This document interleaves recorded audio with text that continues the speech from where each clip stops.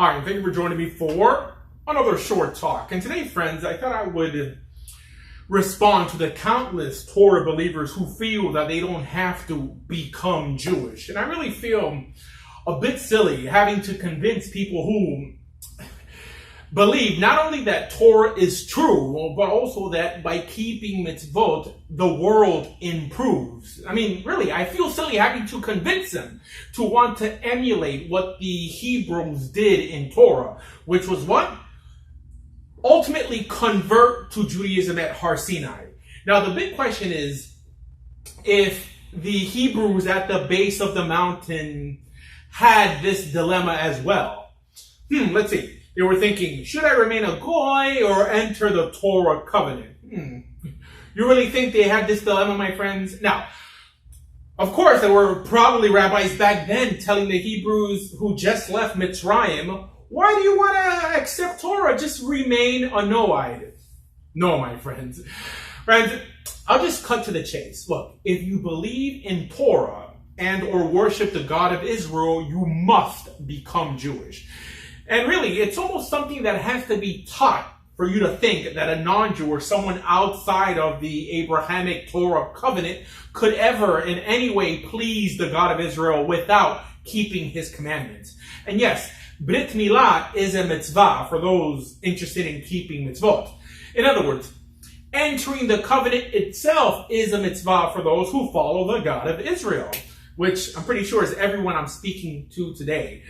So let's really clear all this up, okay? What does becoming Jewish actually mean? Because, as you know, this notion does not explicitly appear in Torah.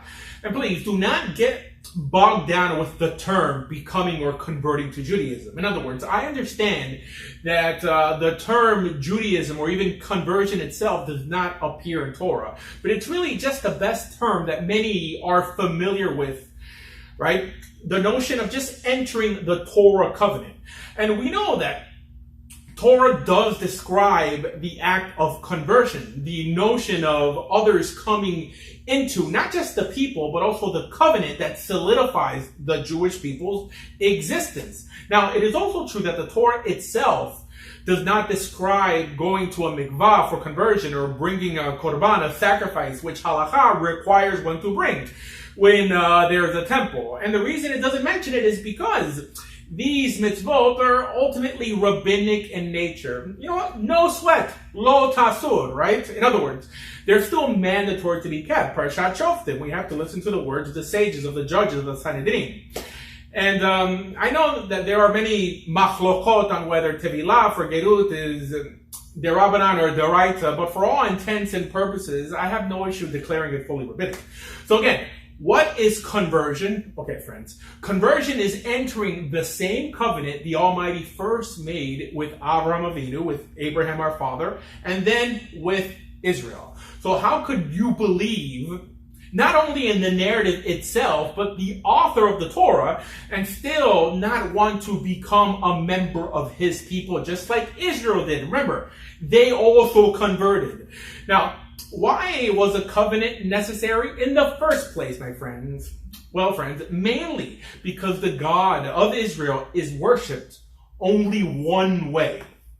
And how is that? Friend, that is through one adhering to and obeying his commandments. So in order to worship the Almighty, you have to keep his commands. It's very simple, which is why the first thing that makes you part of his covenant, if you're male, is circumcision. In other words, you enter the covenant by keeping a command of the covenant, a command from the Almighty himself. So it's really, really simple. And it really just gets easier from here on.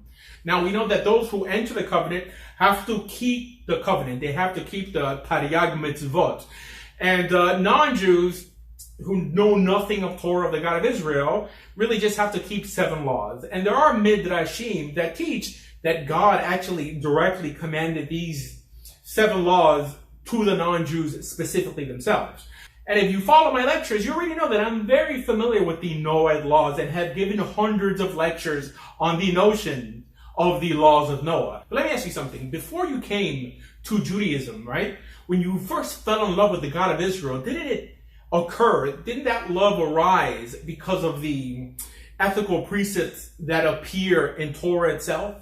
In other words, you first came to the realization that Torah was true because of what was written within it, right? Because of the God who is described and his system of law and ethics. This is what made you decide to make him your God as well. So when did you decide that 99.9% of every law that appears in his word either did not apply to you or that you did not in some way have to keep it? Because the truth is, the laws of the children of Noah were 7 laws developed by the court, by the Sanhedrin, only to judge non-Jews living in the land of Israel. And then later on in Midrashim, folklore were added to the mix and stories began to arise teaching that God gave these laws first to Adam Arishon and the last one to Noach. But again, these are just Midrashim, right? These weren't meant to be taken literally. And it goes further. Midrashim, especially on this issue, even argue against themselves on whether non-Jews could actually gain a share in the world to come by keeping these 7 laws. And here the rabbis were actually split on the issue. In other words, most rabbis said that they did not have a share. And even those who said they did have a share, like the Rambam, elsewhere said that they didn't. In other words, it's not too clear for one to build their eternity on. But regarding those in the Torah covenant, we say daily, Kol Yisrael yesh lachem chelek l'olam haba, right? That all of Israel, all of Torah keeping Israel has a place in the world to come. And this, my friends, is never disputed. So friends, we are placed on this planet to aspire to higher levels of holiness. And this notion that HaKadosh Baruch Hu made you a Gentile and you should just be a good Gentile is nonsense, my friends. Just like if you were born with bad eyesight, get glasses. And if you were born in poverty, you should strive to have more. Just like our father Abraham and every male on this planet is born uncircumcised, what do you think the Almighty told him to do? Get circumcised, enter the covenant. And it's really the same thing he's telling you today. Apart from getting circumcised, he's telling you to pick up from where circumstance may have placed you. In other words, where you are, and go to where he wants you to be.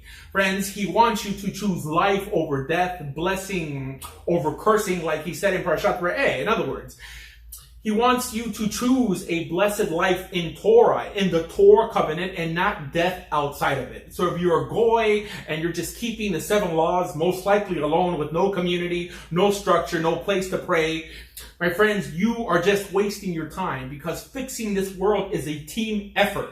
And walking with God means nothing if you're walking alone. So you happen to be born a Gentile, but believe in the God of Israel, and you are not already on a path to conversion, my friends, you are wasting your time. And like Chazal themselves teach, that you are just creating future problems for yourself. So cut the nonsense. If you believe in Torah, get serious and become Jewish.